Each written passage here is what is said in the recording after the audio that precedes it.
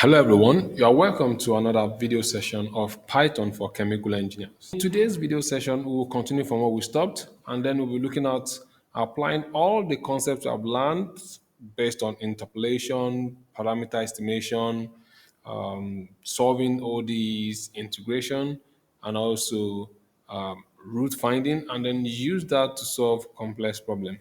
So today specifically, we'll be handling more complex problems and we'll be starting with isothermal plug flow reactor. So in this problem, we have the rate of reaction for all three species in a plug flow reactor given to us. This rate of reaction is based on what? On spatial dimension and not time. But like I did mention, we'll also be solving this using the basic solvers we have used in our previous videos. And we're given the inlet concentration here, also given the value of U, the value of Ks, and the total length of the reactor as 2.5 meter. So to handle and solve this problem, the first thing we do is to import all the respective packages that we require. We require NumPy, we require matplotlib for visualization, then we require fsolve and root from scipy.optimize. We also require odint and solve underscore IVP from scipy.integrate. So the next thing we'll do is abstract the problem, okay, the differential equations with initial conditions in a function, and then we have a function isothermal PFR. Notice here that if you're using ODInt, you can either the independent variable can either come first before the dependent variable or the dependent variable and then followed by the independent variable. But if you're using solve underscore IVP, the independent variable comes first. So I pass in y comma z, and then my ks and u are my other parameters, so they're entered there as args. So here the documentation reads reaction rate equation, and notice we only have CA on the right hand side, C on the right hand side, but on the left hand side we have the CA, the CB, and the CC. So here CA is equal to Y0. So Y1 is CB, Y2 is CC. And then we write our expressions, which is our derivatives, dCA, dZ, okay, as given on the screen.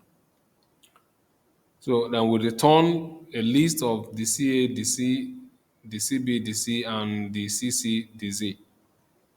We run this cell to have our function in the namespace. The next thing is for us to specify our KS, which is the parameters, additional parameters, and U.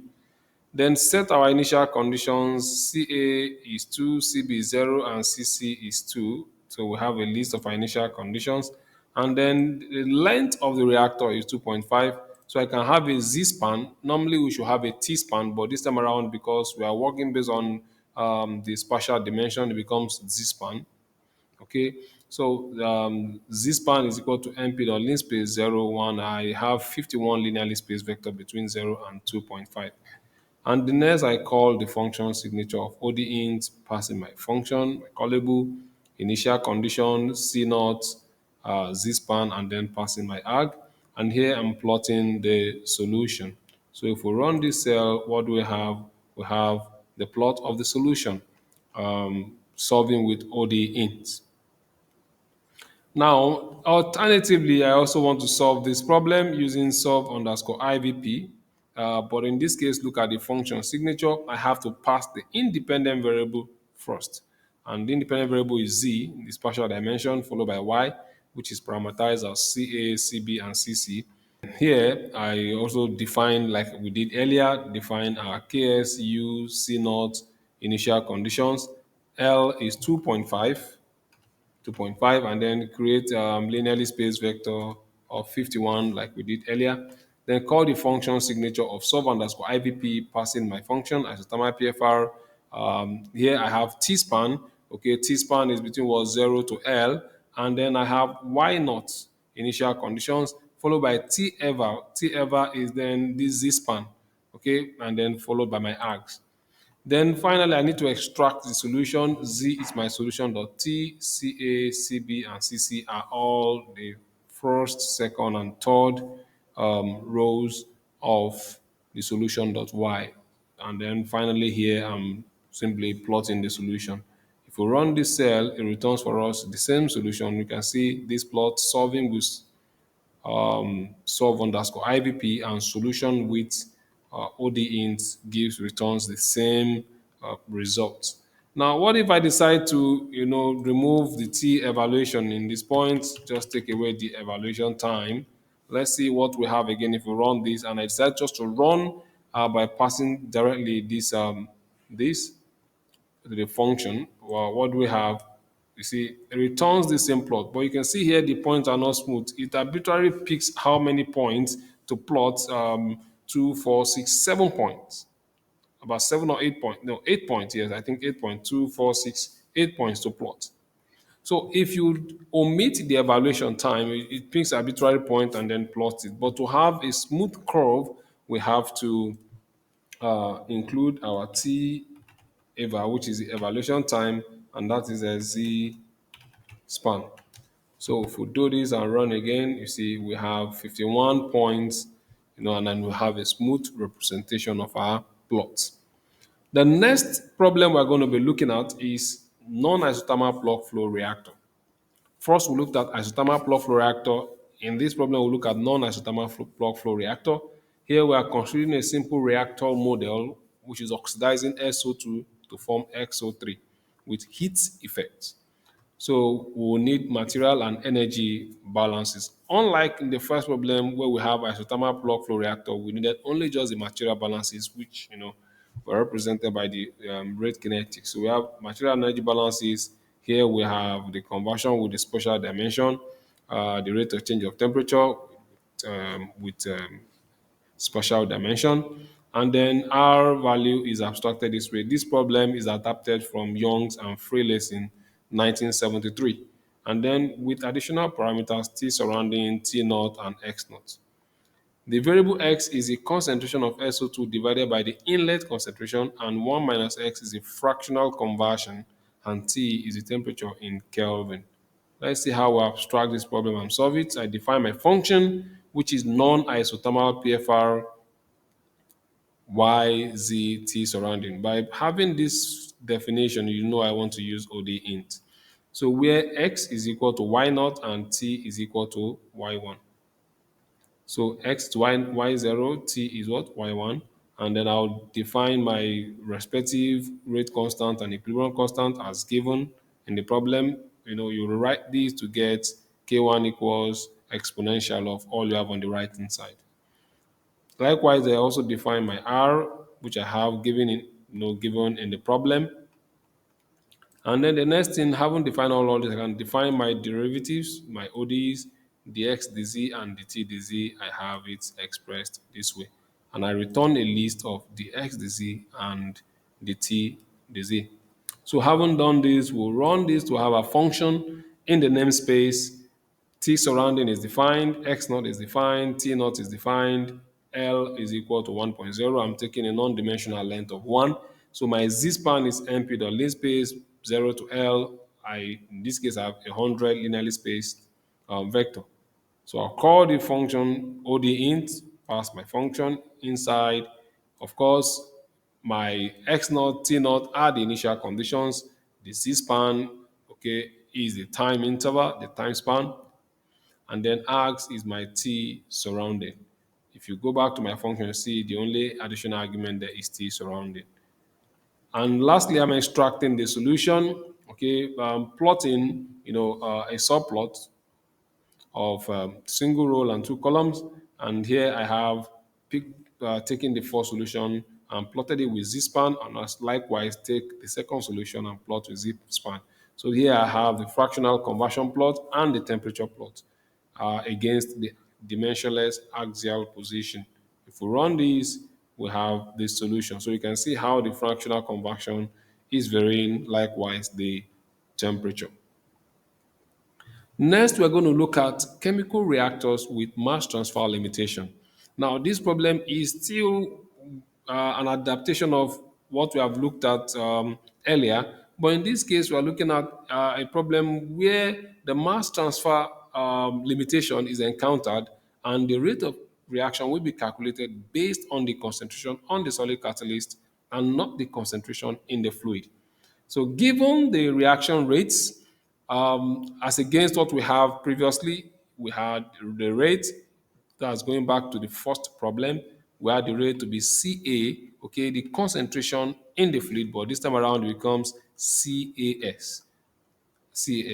So if you look at this problem here, you can see obviously that we have a system, okay, a differential algebraic system, because here we have a mass transfer equation, KMA into CA minus CS equals KS CAS squared. And initial conditions given, other additional parameters U, KS, KM, and Z, length of the reactor also given. So how do we solve this problem? First, we write a function for a mass transfer equation, and then we have a function again, another function for the reaction rates. That's a one way of doing it. Another way of doing it is that you can embed your uh, mass transfer function equation inside the rates equation. So here, but I want to do it separately. So here I have mass transfer, CAS, CA, KS, and KM. Now, right inside here, you will notice that my CAS and CA are the variables, okay, because I have CAS and CA. Now, what is happening is I want to know the value of the concentration on the surface, okay, while solving for the concentration in the fluid. So if I know the concentration in the fluid, I can easily compute the concentration on the surface. So that returns this. And how do we solve that? I'm going to say again here that while trying to solve the differential algebraic equation, we are also applying root finding. So you can see that this problem borders a combination of two concepts which I've looked earlier. If you have not come across my video, I think you should go and watch my video, episode 3, episode 4, and episode 5, where I dealt with all of these applications singly. And now I'm combining them to solve complex problems. And so here we have definition function rate with mass transfer. And by this function definition, you can see the independent is coming first before the dependent variable. So I can directly use my sub underscore IVPA, or as well you can use OD int. But the recommendation is to use sub underscore IVP for newer versions of SciFi, because the OD int will soon be deprecated. So we have Z, CA, and these are additional parameters, KS, KMA, and U. Now, notice here that CA is what is Y naught, but I'm not using Y, I'm just using CA directly, right? I'm using CA directly. The reason why I chose to use CA directly is because I'm trying to, uh, I'm actually solving for CAS, okay, using CA as an initial guess. More so, you can write it the other way, having CA to be Y naught and CB to be Y1, you will get the same result. Whichever way you do it, the output of the solver is always an array, okay, an array based on the length of the initial conditions, okay. Remember, the shape is the length of uh, the time span, okay, and the length of the initial condition. So if you have three initial conditions, the solution outputs an array with three columns, which is shape of the length of time and the number of initial conditions.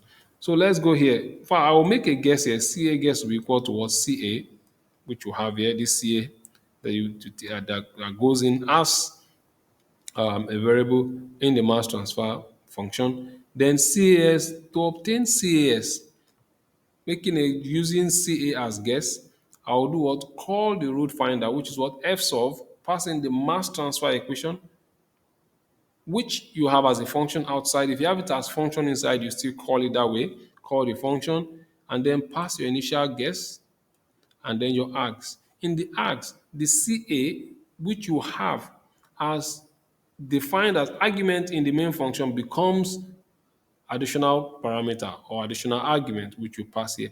Now notice that I've sliced and taken the first item of f, because f sub um, returns an array. So I need the first item of that array. If you leave it without picking out the first item, the whole solution will throw up an error, and then you start trying to fix the bug. So knowing CS, I can now impute CS into these ODs here, the system of ODs, and then return the ODs. So knowing CS, the ODs are solved and we have the answer returned.